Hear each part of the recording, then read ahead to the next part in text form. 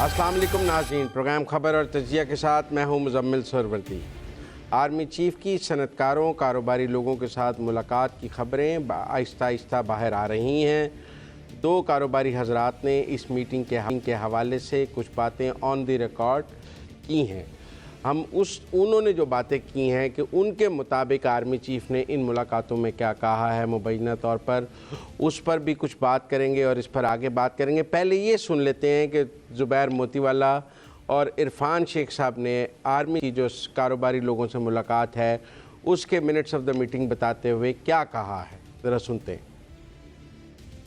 आपने सुना ज़ुबैर मोतीवाला और इरफान शेख साहब ने क्या कहा। दोनों ही बहुत अहम बातें हैं कि पाकिस्तान की कोई भी सियासी जमात मुल्क से मुखलिस नहीं है, और कुछ सियासतदानों के नाम लिए गए कि वो मोटरसाइकिल पर आए थे और आज उनके पास इतनी दौलत कैसे है। मेरे आमिर साहब, आपको लगता है कि ये बातें ख़तरे वाली हैं या नॉर्मल बातें हैं?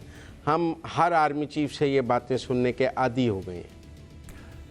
मुज़म्मिल भाई, बात यह है कि अगर तो ये पहली बात तो ये है कि इसको मेरा ख्याल है अभी ख़बर ना ही कहें तो बेहतर है। ये उन लोगों का पर्सपेक्टिव है कि उस मीटिंग के अंदर क्या हुआ, और इस तरह की बातें ज़रूर हुई होंगी। लेकिन ये जो पूछा ना आपने कि क्या ये बात नॉर्मल है, मैं आपको बताऊं 99 में अप्रैल में जनरल मुशर्रफ अभी आर्मी चीफ थे। अभी उन्होंने पाकिस्तान में हुकूमत की बसात नहीं थी उल्टी, नवाज शरीफ से उनके ताल्लुकात बड़े ख़राब हो चुके हुए थे।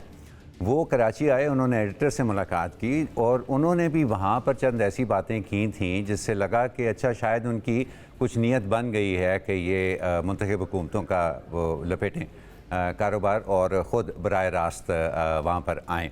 तो पहले तो लेकिन उसमें फ़र्क ये था कि वो डायरेक्टली इंटरेक्ट कर रहे थे एडिटर्स के साथ, और ये समझना, उनके जहन को समझना निस्बतन आसान था। ये सारी बातें जो है ना, ये इनडायरेक्टली हमारे पास आ रही हैं। और उसमें जो चीज़ जहन में रखने वाली बात है कि जब भी पाकिस्तान में मुंतखब हुकूमतें हटाई जाती हैं और कोई निगरान हुकूमत आती है, या मुंतखब हुकूमतों का जो कंट्रोल होता है सूरत हाल के ऊपर वो कमज़ोर होता है, तो एक तरह का पावर वैक्यूम जब क्रिएट होता है, तो पाकिस्तान के बहुत सारे तबकात हैं जी, कारोबारी तबका वाहिद नहीं है, जो कि इस तरह से आर्मी चीफ को घेरने की कोशिश करते हैं। और उनको वो यहाँ पर एक चीज़ हमें जहन में रखनी चाहिए कि किसी को भी अगर कोई ब्लैक एंड वाइट सोल्यूशन आप बताते हैं ना किसी मसले का, चाहे वो कितना भी पेचीदा मसला हो, तो वो उनको बड़ा पसंद आता है। क्योंकि कौन पेचीदगी को तो कोई भी नहीं पसंद करता, ख़ास तौर पर अगर उसके कंधों पर जिम्मेदारी भी हो उसके बारे में कुछ करने की। तो ये पाकिस्तान के बहुत सारे तबकात और ख़ास तौर पे ये जो कराची का कारोबारी तबका है, इनकी एक आदत भी है कि ये ज़रा सिंपलिस्टिक सी बातें करते हैं। मसलन उन्होंने कहा कि जी ये मोटरसाइकिल वाले सियासतदान जो है ये आजकल कहाँ से कहाँ पहुँच गए हैं। मुझे ये बताएं कि क्या ये चीज़ हमें ब्यूरोक्रेसी में नहीं नज़र आती है, हमें क्या ये चीज़ पाकिस्तान की अदालतों में नहीं नज़र आती है, क्या ये चीज़ हमें पाकिस्तान की फ़ौज में। ये बात लाहौर वाले, ये बात कराची वाले ने नहीं की, ये बात लाहौर वाले ने की है। सर हर जगह पर मुज़म्मिल साहब, हर जगह पे, thank you for correcting me, हर जगह पे ये तबका उनके साथ इसी तरह की बात करेगा और वो इसको रिड्यूस करने की कोशिश करेगा कि जी ये इसको सियासी तबके के ऊपर ये महदूद रखें इस बात को कि जी ये बड़ा ही मसला क्रिएट हो गया है और अगर आप इसके बारे में कुछ कर लें तो बाकी सारे का सारा ठीक हो जाएगा। शुरू में आपको बताऊं ये बातें अच्छी भी बड़ी लगती हैं, जो बंदा इख्तियार में हो और जिसके पास उसको इन्फ्लुएंस करने का ताकत हो, लेकिन वक्त के साथ साथ मुझे यकीन है उन्हें समझ आ जाती है कि ये भी एक पर्सपेक्टिव है। ये कोई ना तो कोई हल उनको बता रहा है और ना ही इससे कोई मामला हल हो सकता है। होता ना इस तरह के चीज़ों से मसले हल हो सकते होते ना जी, तो सारे हमारे सियासतदान जो बड़ी बड़ी जमातों के हैं वो बड़ी उम्र जेलों भी काट चुके हुए हैं और बड़े उन्होंने मुकदमे भी भुगते हुए हैं, बड़े उन्होंने नैब भी भुगताया हुआ है सारा। It's not such a simple matter, लेकिन ये हमारा है प्रॉब्लम है कि हमारे कारोबारी तबका जो है उसका एक पर्सपेक्टिव है ऐसा। और ठीक है, उनकी दिलजोई हुई है वहाँ पर, उनका ख्याल है कि आर्मी चीफ के सामने ये बात कर देने से शायद उनकी ये जो ख्वाहिशात हैं इस तरह की वो पूरी हो सके। लेकिन ये वक्त के साथ साथ मेरा ख्याल है हर किसी को समझ आ जाती है कि पाकिस्तान को संभालना ये किसी एक तबके को, ना तो ये किसी एक तबके ने ये मसले बनाए हैं पाकिस्तान के लिए और ना ही किसी एक तबके से निमट के आप पाकिस्तान को जो है वो संभाल सकते हैं। अंबर, देखिए, वो कह रहे हैं कि ये बातें आर्मी चीफ ने कही हैं। वो ये तो नहीं कह रहे कि हमने कहा है ये बात कि कोई सियासी जमात मुखलिस नहीं है या सियासतदानों ने पैसे बनाए हैं। वो तो quote and quote army chief का हमें बता रहे हैं। जैसे हम किसी हेड ऑफ किसी को मिलकर निकलें और आकर अपने इदारे को ख़बर दें तो उसका कोट हम पहुंचाते हैं प्रोफेशनली।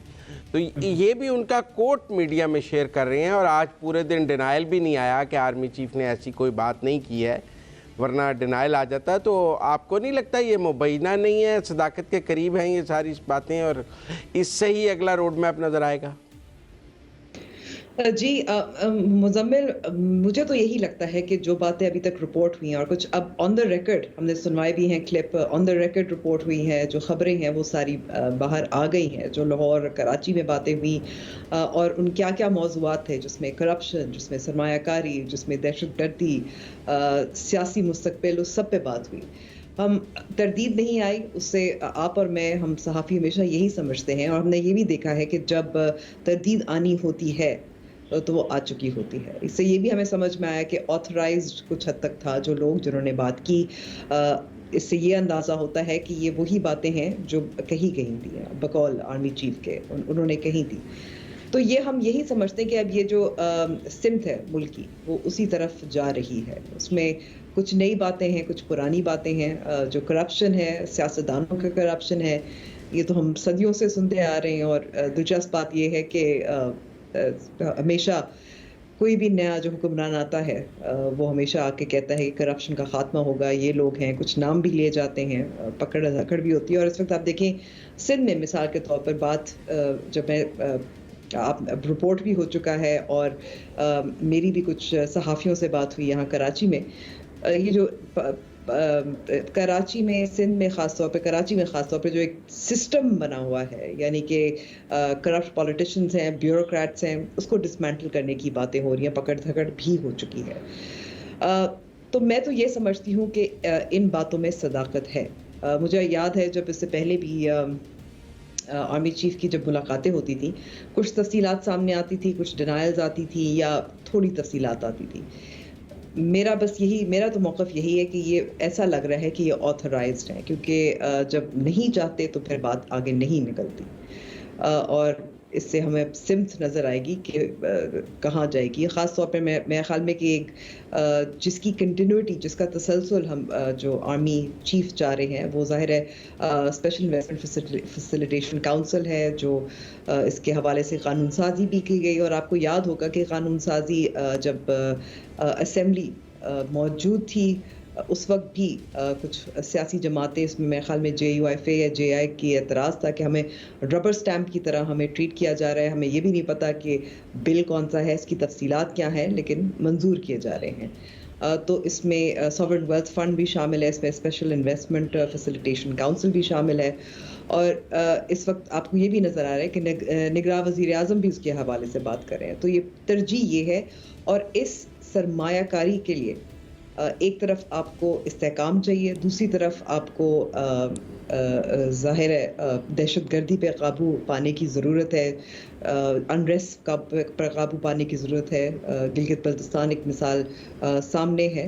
दूसरी तरफ हमें ज़ाहिर है दहशतगर्दी के वाक़यात भी होते हैं, और फिर पॉलिटिकल अनरेस्ट और लोगों में जो एहतजाज है उसको भी ज़ाहिर है उसको भी काबू में पाने की ज़रूरत होगी। और बहुत ख़ास इन्वेस्टमेंट करवाया जा रही है। कई प्रोजेक्ट्स हैं जिसमें रिकोटेक भी शामिल है, जिसमें कई माइनिंग के प्रोजेक्ट्स भी शामिल हैं।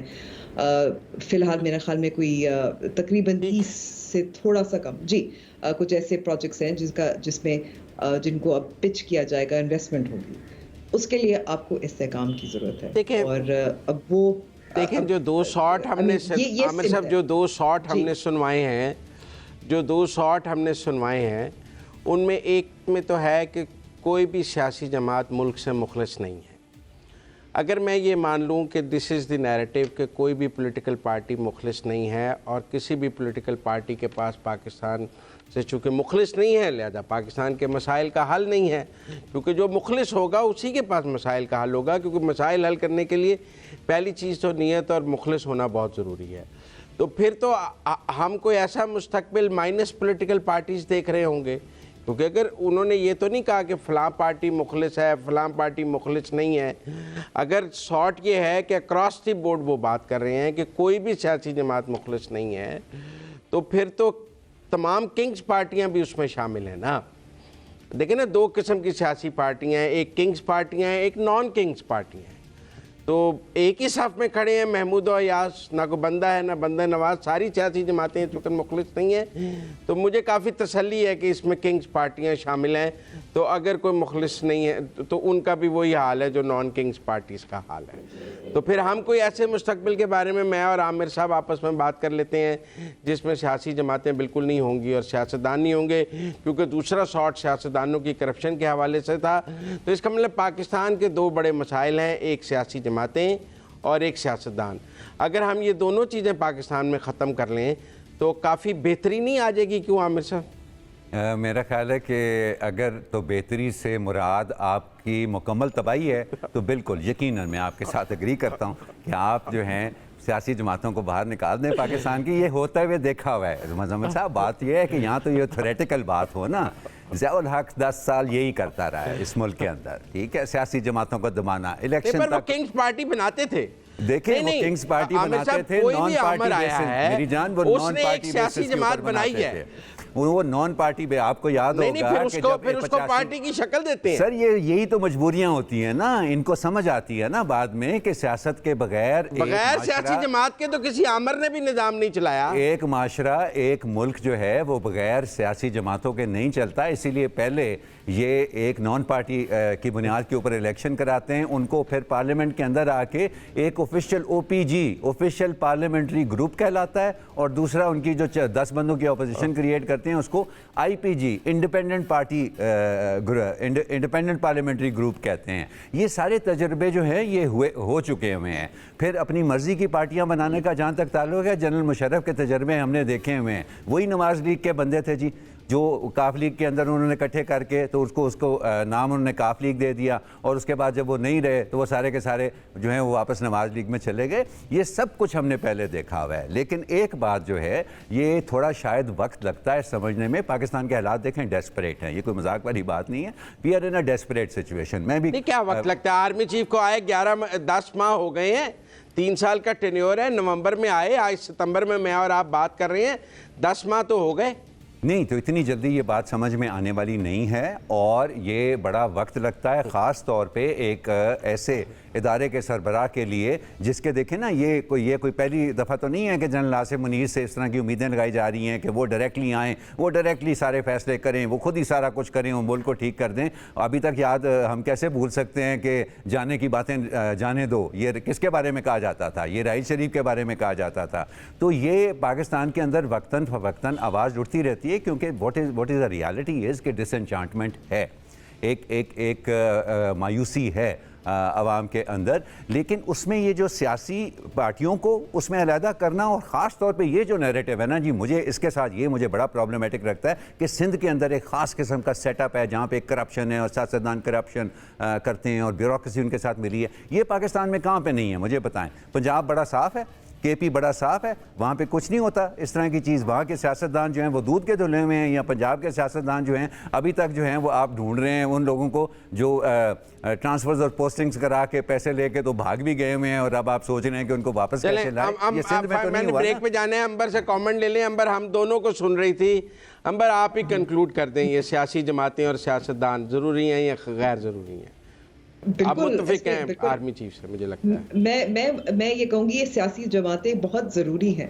उनको सियासत करनी आती है, वो लोगों की नुमाइंदगी करते हैं और बहुत सालों से कर रहे हैं, और जब भी उनको माइनस करने की कोशिश की गई, वो कोशिश हमेशा नाकाम रही। That is the key what Amber is saying। पर हम दोबारा माइनस करने की कोशिश कर रहे हैं ना, we can try again and again, कभी तो कामयाबी मिल जाएगी। यानी कि तारीख से हम कुछ नहीं सीखेंगे, लेकिन फिर मैं आमिर साहब से सवाल पूछूंगी कि अगर ठीक है तारीख से हम कुछ नहीं सीख रहे, लेकिन आपने तो यही कहा था ना कि सियासतदान भी तो खला छोड़ देते हैं। Sorry Amber, I didn't get that।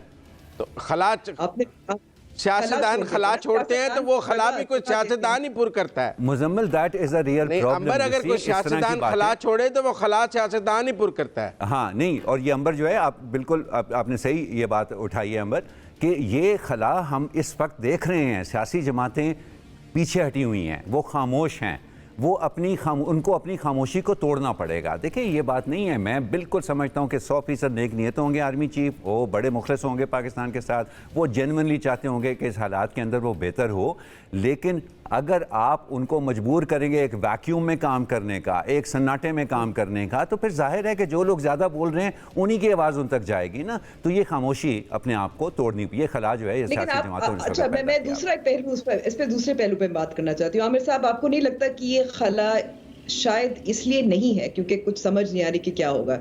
शायद खला इसलिए है क्योंकि खौफ का भी माहौल है। नहीं, खौफ का माहौल देखें यकीनन है, और कब नहीं रहा, लेकिन नंबर देखें कब नहीं रहा। जब भी एक हुकूमत बदली है, जो हुकूमत से निकली है पार्टी, वो अताब में आई है। ये पाकिस्तान की तारीख है, और ये आज की बात नहीं है जी। ये आप 1988 से, बल्कि 1985 में जो असेंबली बनी थी, उसके बाद एक हुकूमत देख लें, कौन सी पार्टी ऐसी है जो कि हुकूमत छोड़ के बाहर आई हो और वो अताब में ब्रेक लेनी है।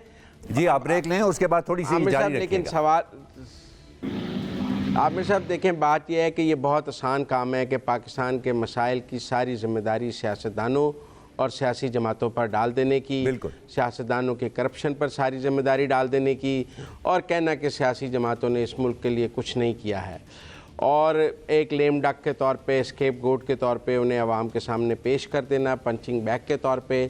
ये कोई नया नहीं है, लेकिन क्या इसकी हौसला अफजाई होनी चाहिए या नहीं होनी चाहिए, ये जगह एक सवाल है। और ये लड़ाई हमने लड़नी है सियासतदानों की और सियासी जमातों की, या उन्होंने ख़ुद आवाम के सामने आकर अपना मुकदमा लड़ना है?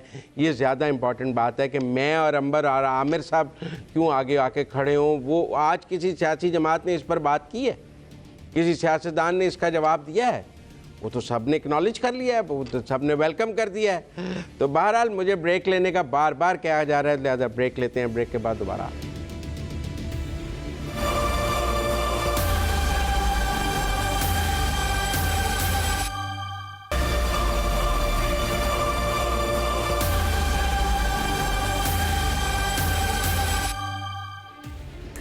वेलकम बैक नाजरीन, प्रोग्राम खबर और तजिया में एक बार फिर खुश आमदीद। आर्मी चीफ़ की पाकिस्तान के कारोबारी हजरात से मुलाकात और उनसे मंसूब ये बात कि पाकिस्तान की कोई सियासी जमात पाकिस्तान से मुखलिस नहीं है, और उनका ये भी हमने सुना कि उन्होंने कहा कि ये चंद सियासतदान, और नाम लेके सुना है कि कहा कि जो पहले मोटरसाइकिल थे जिनके पास, आज वो कहाँ से कहाँ पहुँच गए हैं और इसके बारे में अब कुछ करना पड़ेगा। ये भी हमने उनके बारे में सुना कि वो बड़े परेशान नज़र आते हैं पाकिस्तान की मैशत के बारे में। और ये सब कुछ एक ऐसे वक्त में हमारे सामने आ रहा है जब पाकिस्तान में के फौरी सियासी मुस्तकबिल, इमीडिएट पॉलिटिकल फ्यूचर जो है, उसके बारे में कोई भी चीज़ यकीनी नहीं है। आप इंतखाबात की तारीख की ही मिसाल ले लीजिए। एक दफ़ा फिर हमारे निगरान वज़ीर ने कहा कि उन्होंने अपनी बेबसी एक तरह से ज़ाहिर की कि वो कोई भी हतमी तारीख के बारे में अभी कुछ नहीं कह सकते, इंतखाबात की हतमी तारीख के बारे में। तो जो भी जहाँ पर जैसे भी हो रहा है, वो इस गैर यकीनी सूरत हाल के अंदर इजाफा ही कर रहा है। मैं अपने साथी मुजम्मिल साहब से ये पूछना चाहूँगा कि मुजम्मिल साहब, ये निगरान वज़ीर आज़म की, अब मुझे उस तकनीकी बारीकियों में ना डालिएगा कि जी ये इलेक्शन कमीशन का काम है, ये वज़ीर आज़म का या निगरान हुकूमत का काम नहीं है, लेकिन ये जो हम बेबसी देखते हैं हमारे निगरान वज़ीर आज़म की इलेक्शन की तारीख के बारे में, ये ऐसी बेबसी है जैसी कि हमें नज़र आती है जब वो चौधरी परवेज़ इलाही के बारे में जो अदालती अहकामात हैं उनको मानना उनके बस की बात नहीं नज़र आ रही। तो ये भी उसी तरह की बेबसी है, या क्या वजह है कि अभी तक ये तारीख, एक सिंपल सा मामला तारीख का जो है वो नहीं हल हो रहा? देखिए आमिर साहब, आप मुझे जितना मर्जी वर्गलाएं, लेकिन मैं आइन और कानून से बाहर जाने के लिए तैयार नहीं हूँ। अब मैं आपकी बातों में आकर पाकिस्तान के आइन और कानून को तोड़ने की कोई ऐसी आपकी साजिश कामयाब नहीं होने दूंगा। लिहाजा मैं बिल्कुल आइन और वो क्या कहते हैं 73 के आइन के तनाजुर में, एब्सोल्युटली, और जो मुजवज़ा नई तरमीम कानून में की गई हैं उनके तनाजुर में निगरान वज़ीर आज़म के पास मुल्क में आम इंतखाबात की तारीख देने का कोई इख्तियार नहीं है। जिनके पास है मुजम्मिल भाई, वो भी तो नहीं दे रहे ना। गैर आइनी नहीं वो छोड़ें, आपने सवाल नहीं, अगर वो तारीख देंगे तो वो एक गैर आइनी काम होगा, गैर कानूनी काम होगा। इस पर उनकी गिरफ्त हो सकती है, उन पर आइन से तजावुज़ करने की FIR दर्ज हो सकती है कि ये काम, इस काम का उनको आइन के तहत हक नहीं था तो उन्होंने क्यों किया। वो तारीख नहीं दे सकते हैं, अगर उनको दी तो वो आइन से तजावुज़ होगा और एक मारवाए आइन काम होगा। और अगर आप चाहते हैं कि बेचारों को आए 10-15 दिन हुए हैं और आप उनसे को मारवाए आइन काम कराना चाहते हैं, मैं नहीं कराना चाहता। और इसलिए मैं समझता हूँ कि मुल्क में आम इंतखाबात की तारीख देना इलेक्शन कमीशन का काम है। कुछ इबाहम है कि सदर ममलिकत भी ये तारीख दे सकते हैं। उन्होंने पिछले दिनों निगरान वज़ीर कानून से इस हवाले से मुलाकात भी की है। फिर हमने कुछ सुना है कि कोई बहुत ही दो बड़े जिम्मेदार लोग उनसे वो भी मिले हैं और उसमें भी सुना है आम इंतखाबात की तारीख पर भी बात हुई है। और अब ये इख्तियार अगर कोई थोड़ा बहुत इस्तेमाल कर सकता है, जिस पर सवाल है कि कर सकता है या नहीं, तो सदर मुमलिकत है या चीफ इलेक्शन कमिश्नर हैं। बेचारे निगरान वज़ीर आज़म को आप बेचारे ऐसी पंचिंग बैग बना लेते हैं कि जी वो क्यों नहीं दे रहा, भी क्यों दे, वो गैर आइनी काम क्यों करें इस मुल्क में।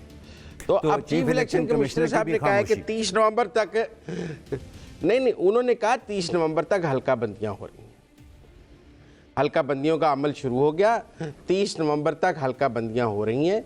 इलेक्शन का शेड्यूल मिनिमम 54 दिन का होता है, नहीं तो 74 दिन का भी हो सकता है। ठीक। अब जो वो डेट आएगी वो हल्का बंदियां ख़त्म होने के बाद आएगी ना, या आप चाहते हैं कि हल्का बंदियों के दरमियान ही वो इलेक्शन का शेड्यूल दे दें? क्या लोग कागजात जमा कराने का शेड्यूल दे दें? हल्के ही नहीं बने हुए, हल्के बने नहीं हुए, हल्का बंदियां प्रोसेस में हैं, आप कह रहे हैं इलेक्शन का शेड्यूल दे दें, लोग कहाँ जाके कागज जमा कराएं? अगर आपने इसको क्या पता उसका क्या हल्का है ना मुजम्मिल, अगर कोई प्रोग्राम अनाउंस करना होता है नहीं, मतलब आप कानून और आइन के दायरे में बात करें कि 30 नवंबर तक शेड्यूल आ सकता है। सकते हैं, वो प्रोग्राम आप अनाउंस पूरा कर सकते हैं। मुझे इस वक्त अंबर की बात याद कैसे अनाउंस कर सकते हैं? उन्होंने शुरू में ही कहा था अंबर ने कि मुझे ये मामला जो है ये अदालतों में जाता नजर आ रहा है। अंबर अब भी ऐसा ही लग रहा है? तो नहीं, अदालतें क्या कहेंगी अंबर के हल्का बंदियों के दरमियान ही शेड्यूल दे दिया जाए? नहीं, आप अदालतों की बात छोड़ भी दें। इस वक्त मैं कहूंगी कि इलेक्शन कमीशन ने भी कुछ लचक का मुजाहरा तो किया है ना। उनका भी कहना, आपको याद होगा कि एक तारीख आई थी दिसंबर की कि हल्का बंदियों का जो अमल है वो दिसंबर में मुकम्मल होगा, और वो मेरे ख्याल में कि फर्स्ट 10 डेज ऑफ दिसंबर की बात हो रही थी उस वक्त। और फिर आपको पता है कि उसके बाद जो सियासी जमातें हैं वो फिर अपने एतराज़ात और जो शिकायतें हैं वो दर्ज होती हैं और उनकी करेक्शंस होती हैं, उसमें भी कुछ दिन लग जाते हैं। लेकिन ये अब नवंबर में कि मुकम्मल होने की जो तारीख दी जा रही है उसका यही मतलब है। और उस वक्त आपको पता है इलेक्शन कमीशन ऑफ पाकिस्तान ने तमाम सियासी जमातों के साथ मुशावरत की, हालांकि सदर भी चाह रहे थे कि उनके पास आए लेकिन वो नहीं गए, लेकिन खैर उसको हम फिलहाल छोड़ देते हैं। लेकिन इस वक्त मेरे ख्याल में कि ये इतनी तो खुशाइन बात है ना कि इलेक्शन कमीशन ने भी अपना थोड़ा सा पीछे किया है और वो लचक दिखाने की कोशिश करें। इस वक्त इलेक्शन कमीशन का कसूर नहीं है। मुजम्मिल, हमारी लड़ाई तो हो जाती है बहुत सारी बातों में, लेकिन देखिए इलेक्शन कमीशन ने वही करना है जो उनको आइन कानून और जो असेंबली, जो CCI, इन सब के मुताबिक ही चलना है। और हमें ये भी मालूम है कि इस वक्त ठीक है कुछ वकला हैं, उनमें आपको डिवाइड भी नजर आ रहा है, क्या सदर तारीख देंगे या नहीं, या इलेक्शन कमीशन देगा। मेरे ख्याल में कि उससे भी छोड़ दें।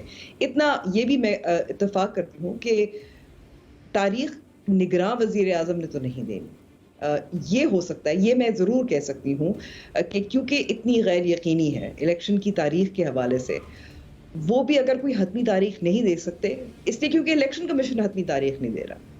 तो सोर्स इस वक्त इलेक्शन कमीशन ही है इस गैर यकीनी की। राइट अंबर, लेकिन एक बुनियादी तौर पर ठीक है अंबर, लेकिन देखिए एक चीज़ और मुजम्मिल साहब, मुझे ये बताएं कि आप भी तो अपना प्रोग्राम बनाते होंगे ना कि मैं अगले 2 महीने लाहौर हूँगा, उसके बाद मेरा 4 हफ्ते का काम इस्लामाबाद है, उसके बाद मेरा 3 महीने का काम जो है वो कराची में है, और उसके बाद जो है वो बैरून मुल्क चला जाऊँगा। शेड्यूल हर किसी का होता है ना, तो वो शेड्यूल अनाउंस करने के अंदर क्या प्रॉब्लम है जी? अभी तक आप सिर्फ इस बात पे क्यों रुके हुए हैं कि हल्का बंदियाँ नवंबर के हाँ, और ये शॉर्ट कमेंट प्लीज़ कीजिएगा कि सिर्फ हल्का बंदियाँ इस वक्त तक मुकम्मल होंगी और आगे की बात हम हल्का बंदियाँ मुकम्मल हो जाएंगे तो फिर करेंगे। अरे शेड्यूल बताने में क्या हर्ज है कि इस वक्त हल्का बंदियाँ मुकम्मल होंगी, उसके बाद ये होगा, उसके बाद एतराज़ात होंगे या जो भी इनका प्रोसेस है, और इस तारीख तक हम इलेक्शन करा देंगे। ये क्यों नहीं होता नज़र आ रहा मनोज भाई? थोड़ा सा वक्त है हमारे पास। लेकिन जो जहाँ तक मुझे समझ है, हल्का बंदियों के दरमियान शेड्यूल नहीं आ सकता। शेड्यूल हल्का बंदियों के बाद आएगा। आप हल्का बंदियों के दौरान इंतखाबी शेड्यूल का ऐलान नहीं कर सकते। इस वक्त आइन की दो शिकें आपस में मुतसादम हैं। एक शिक में ये लिखा हुआ है 51 में कि जो इलेक्शंस हैं वो आखिरी मरदमशुमारी जो नोटिफाइड होगी उसके मुताबिक होंगे। एक शिक में लिखा हुआ है 90 रोज़ में होंगे। अब आपने अगर आखिरी मरदमशुमारी के मुताबिक कराने हैं, फिर उस शिक को मानना है तो फिर हल्का बंदियाँ करा लें। 90 दिन में कराना है तो हल्का बंदियाँ छोड़ दें। तो ये दो शिकें आपस में मुतसादम हैं, और ये कौन सी शिक मोतबर है और कौन सी गैर मोतबर है, ये एक अलग बहस है कि मरदमशुमारी वाली को फोरगो कर दें या 90 दिन वाली को फोरगो कर दें।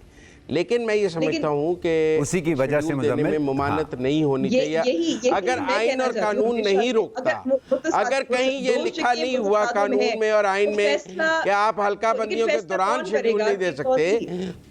अच्छा, लेकिन देखिए, मैं इसीलिए कहती हूँ ना कि मामला फिर अदालत के पास ही जाएगा ना। अगर दो शिकें मुतसादम है, किसी ने तो फैसला करना है ना कि कौन सी ज्यादा अहम है, किस पर अमल दरामद किया जाए। एग्जैक्टली, फैसला हो सकता है इस मामले के ऊपर, इसमें कोई शक नहीं कि आपस में मुतसादिम हैं, लेकिन कोई ना कोई फैसला उसके बारे में हो सकता है। हमें ज़रा जल्दी है ब्रेक के बाद एक बार फिर करते हैं।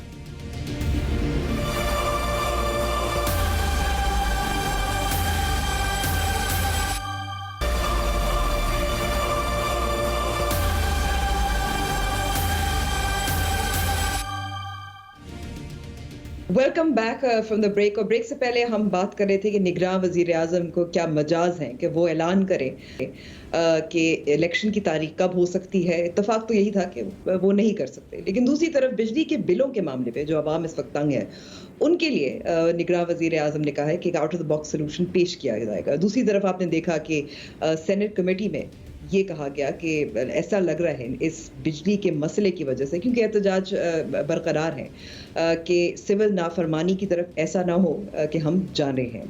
और आखिर में IMF ने तो जो हुकूमत का मंसूबा था, जो किस्तवार बिजली के बिल अदा किए जाए, उस मंसूबे को तो फिलहाल लाल झंडी दिखा दी है।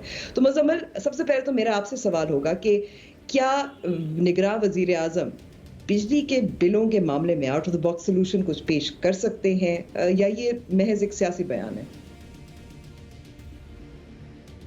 मेरे ख्याल में सियासी बयान है। समझ होनी चाहिए कि हम IMF प्रोग्राम में हैं, हम मज़ीद सब्सिडी देने की पोजीशन में नहीं हैं, नाक रगड़ के हमने ये प्रोग्राम हासिल किया है।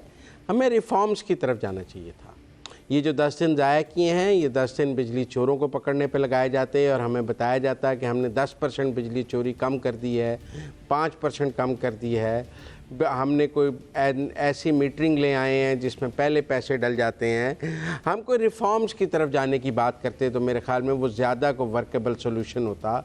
और जिन इलाकों में बिजली की बहुत ज़्यादा चोरी है, वहाँ पर रियासत के इदारे और रियासत मिलकर वहाँ बिजली चोरी पर कंट्रोल कर लें, लाइन लॉसेस पर कंट्रोल कर लें, और इन चीज़ों पर कंट्रोल करके हमको 40% की बचत कर सकते हैं। कुछ इलाकों में 40% तक लाइन लॉसेस और बिजली चोरी है, और इंटरनेशनली हमें सिर्फ 11% की इजाज़त है। तो जो जहाँ 40% है वहाँ 11% की इजाज़त है, 29% का बिल हम लोगों पर डालते हैं क्योंकि हम मुआहदे के तहत पाबंद हैं। तो इसलिए मेरे ख़्याल में अगर इनके पास इस वक्त तमाम रियासती इदारों का ताउन भी हासिल है और किसी सियासी जमात की हुकूमत भी नहीं है कि आपने जाके वोट लेना है, मेरे वोटर नाराज़ हो जाएंगे, मैं बिजली चोरी पकड़ूंगा। मैं समझता हूँ जो ताजर हड़ताल कर रहे हैं, हुकूमत को चाहिए कि जो उनमें से फाइलर हैं उनके साथ बात कर ले। जो नॉन फाइलर हैं, मैंने पहले भी कहा उनकी दुकानें सील कर देनी चाहिए, ताकि टैक्स, जिसको 1 लाख रुपया बिजली का बिल आया और वो एहतजाज कर रहा है और वो फाइलर नहीं है, तो उसके ऊपर तो उसकी तो दुकान वैसे ही नहीं खोलनी चाहिए। और जो बिजली चोरी करता है उसके भी तो मेरे ख्याल में SIFC को भी अच्छा, बाहर की 70 बिलियन ठीक की है इन्वेस्टमेंट के मुज़म्मिल साथ साहब, साथ मुल्क में मुज़म्मिल साहब, मैं क्योंकि आपको यहाँ रोकूंगी, यानी कि जो काम करना चाहिए था निगरान वज़ीर आज़म को, वो कहते तो रहते हैं, लॉसेस के बारे में बात करते हैं, ट्रांसमिशन लॉसेस के बारे में बात करते हैं और चोरी की बात करते हैं, वो कर लेना चाहिए था इन 10 दिन में, वो नहीं किया। लेकिन आमिर साहब, एक तरफ हम देख रहे हैं जो मंसूबा पेश किया गया था हुकूमत की तरफ से IMF को, उसके फिगर्स में भी इत्तेफाक नहीं है। एक तरफ हुकूमत कह रही थी कि हम 5 बिलियन का ये मामला है, IMF का कहना है कि 15 बिलियन का मामला है, और फिर अगर आप देखें कराची वालों के लिए तो देखिए और भी मुश्किल है। ये बताया जा रहा है कि इलेक्ट्रिक मतलब मजीद बिजली के बिलों में इजाफा होगा, तो फिर निगरान वज़ीर आज़म ऐसा वादा कर सकते हैं? नहीं जी, बिल्कुल नहीं कर सकते हैं, और वो इस मामले के अंदर अगर कुछ करना भी चाहेंगे अंबर, तो वो उतने ही बेबस हैं जितने कि वो इलेक्शन की तारीख के मामले में है। जैसा कि मुज़म्मिल साहब कहते हैं कि वो तो बिल्कुल उनको हक ही कोई नहीं पहुंचता करने, और उतने ही बेबस हैं जितने वो चौधरी परवेज़ इलाही साहब के मामले के ऊपर हैं। वो कुछ नहीं कर सकते हैं। मैं इसीलिए बार बार कहता हूँ अंबर कि देखें, जब बच्चा बहुत ज़्यादा बीमार हो जाता है, आप उसका इलाज शुरू करते हैं और आपको डॉक्टर कहता है कि नहीं, ख़तरे की बात नहीं है मतलब थोड़ी सी परेशानी की बात है, लेकिन बच जाएगा ये बच्चा, वक्त लगेगा इसको। तो आपका वो जो बीच वाला पीरियड होता है ना, उस वक्त आपके पास और कोई ऑप्शन नहीं होती कि आप उसको पुचकारते रहते हो, आप उसका हाथ पकड़ के उसके पास बैठे रहते हो, कभी उसका माथा चूम लेते हो, कभी कोई प्यारी सी बात कर देते हो उसके साथ। इनके पास इस वक्त एक्चुअली सवाए लोगों को इंगेज रखने के, और ये सिर्फ निगरान, मैं बार बार कहता हूँ, ये सिर्फ निगरान हुकूमत की जिम्मेदारी नहीं है, ये सारी सियासी जमातों की जिम्मेदारी है। वो नहीं करेंगे तो फिर जाहिर है आर्मी चीफ करेंगे, तो फिर हम उसके ऊपर तजिया शुरू कर देते हैं कि अच्छा जी इनका क्या मतलब है और ये कौन होते हैं ऐसी बात करने वाले। इस वक्त आप सिर्फ आवाम को इंगेज कर सकते हैं।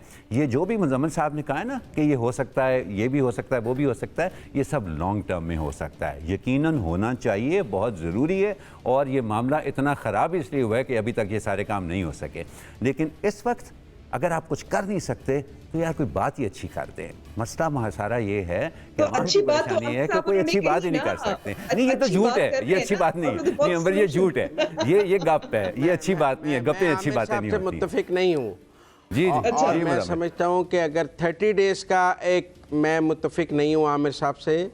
मैं समझता हूँ कि बिजली चोरों के ख़िलाफ़ एक 30 डेज़ का नेशनल क्रैकडाउन होना चाहिए, जिसमें रियासत के तमाम इदारे उनके साथ शामिल हों, घर घर चेक हो, हर चीज़ हो। हमें अपना पूरा मुल्क, ये कोई ऐसी बात नहीं है कि हम कर नहीं सकते हैं या विल ऑफ द गवर्नमेंट नहीं है। बिजली चोरी को ख़त्म करना होगा, लाइन लॉसेस को ख़त्म करना होगा। और अगर ये हमने 30 डेज़ में नहीं कर सकते, ये 30 डेज़ का काम है, ये 10 साल का काम नहीं है आमिर साहब। Muzammil, I would disagree with that. मैं ख्याल है कि ये आपके जो इंटरेस्ट है ना, देखें, एक पहली मैं आपको एक बात बताऊं, ये चोरियां जो है ना, ये मैं और आप तो नहीं कर सकते हैं, ये कोई आम आदमी ये चोरी नहीं कर सकता। ये जब तक जिनके हाथ में ये इंतज़ाम होता है वो आपके साथ नहीं मिले होते हैं ना, तो तब तक आप ये काम नहीं कर सकते हैं। बिजली चोरी का काम नहीं हो सकता। जहाँ पे कुंडे लगे हुए होते हैं वहाँ पे कौन लगाता है आके कुंडे, और कौन भत्ता लेता है वो कुंडे लगाने का, ये भी हम सब लोगों को पता है। ये एक काफ़ी कॉम्प्लिकेटेड मामला है। आप इस हद तक मैं बिल्कुल आपसे इत्तेफाक कर सकता हूँ कि प्लान बन सकता है, प्लान अनाउंस हो सकता है, लेकिन अगर किसी का ख्याल है कि ये 30-40 दिनों के अंदर या 2 महीने के अंदर इसके कोई नताइज बरामद होना शुरू हो जाएंगे, वो ज़रा मुश्किल है। कहने करने को तो अगर पॉलिटिकल विल होना मुज़म्मिल तो कुछ भी हो सकता है, लेकिन ये ज़रा मुश्किल काम है। लेकिन इसको आप मज़ीद मुश्किल क्यों बना रहे हैं, इतने खामोश रह के कि जो मसला सबसे ज़्यादा काट रहा है लोगों को, उसके ऊपर आपकी आवाज़ ही नहीं निकल रही है। ठीक है। और आमिर साहब, मैं ये भी कहूँगी कि इस वक्त जैसे कल ख्वाजा आसिफ साहब ने भी वही बात की कि बेहतर है कि इसाक डार और शहबाज शरीफ साहब लंदन से वापस आएँ, हम तो अपने हलकों में बैठे हुए हैं, वो भी आकर लीड करें, तो वो भी, उनका भी यही मौक़िफ़ है। लेकिन मैं कहूँगी कि कम से कम निगरान हुकूमत ये कर सकती है, out of the box solution, या ये जो वादे हैं ना दें, एक मंसूबा तो दे सकते हैं, अगर 30 दिन में नहीं, 3 महीने में नहीं। और शायद उम्मीद इसी पर है कि सर्दी आएगी और कम से कम शुमाली पाकिस्तान में ये एहतजाज ख़त्म हो जाएंगे। प्रोग्राम का वक्त यहाँ ख़त्म हुआ है और तजिया की टीम की तरफ से हमें इजाज़त दीजिए। खुदा हाफ़िज़।